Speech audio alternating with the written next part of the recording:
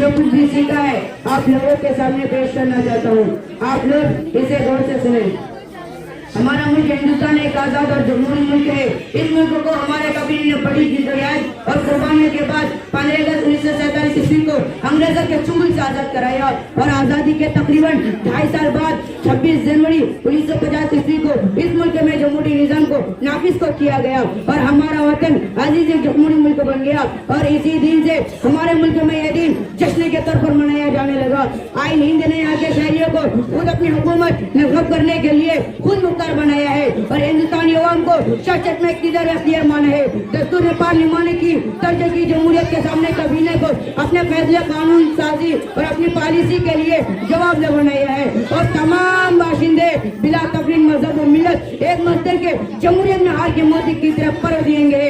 इसमें मजहब की अहमियत का भी एतराफ किया गया और बताया गया है कि ये मुल्क मजहब की बुनियाद पर हुकूमत नहीं करेगा। इसीलिए दस्तूर की 42वीं की तरमीम की रूह से उसे सेकुलर स्टेट कहा गया, जहाँ हर मजहब का एहतराम होगा और मजहब की बुनियाद पर किसी शहरी को शहरियत के हक से महरूम नहीं किया जा सकता और हर शहरी को मुल्क की खिदमत से मुतमत्तिया होने और फायदा उठाने का पूरा हक हासिल होगा। अकीदे को भी दस्तूर में इनका हक दिया गया है और यहाँ के हर बाशिंदे को चाहिए वह किसी भी मजहब से ताल्लुक रखता हो अपने अलाहिदा तालीमी और अपने इदारे कायम करने और अपने मजहब की इशाअत करने से रोका नहीं जा सकता। लेकिन आज मुल्क की मौजूदा सूरत हाल माजी से भी ज्यादा दबना होती चली जा रही है। इस मुल्क की सेकुलर पार्टियां और कुछ तासुब पसंद फिरकापरस्त लोग जो इस जिन्नत निशाद अजीज को एक बार फिर गुलामी की जंजीरों में जकड़ने की नाकाम कोशिशें कर रहे हैं। इस मुल्क की जमहूरियत को तरह बरम करने और कानून का चकनाचूर करने की जिद्दोजहद में लगे हुए हैं। इस मुल्क के बाशिंदे जिन्हें अपने मज़ाहिब पर अमल करने की तबलीग व इरशाद करने की भरपूर आज़ादी हासिल है, उसे भी खत्म करने की साजिशें रची जा रही है। खुसूसन मुसलमानों पर जुल्म सितम के पाँव तोड़े जा रहे हैं। कहे मुसलमानों को इस मुल्क से भगाने की बात की जा रही है तो कहे मुसलमानों पर फिरकापरस्त का इल्जाम तराशा जा रहा है।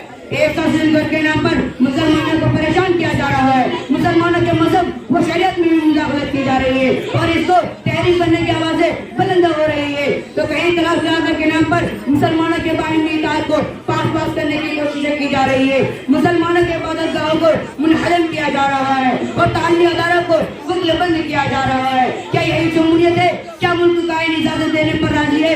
नहीं और हजार बार नहीं। इस शहर के साथ अपनी तकनीक को खत्म करता हूँ। अफराद के हाथों में अक़वाम की तब्दील, अफराद के हाथों में अक़वाम की तब्दील हर फर्द है मिल्लत के मुक़द्दर का सितारा। वाक़िल दावाना अल्हम्दुलिल्लाहि रब्बिल आलमीन। माशाअल्लाह। अब इसके बाद मैं तकरीर पेश करने के लिए अमन हयात को दावत देता हूँ कि वो आए और अपनी तकरीर पेश करें और हम सामईन को अपनी तकरीर से महसूस करते हैं।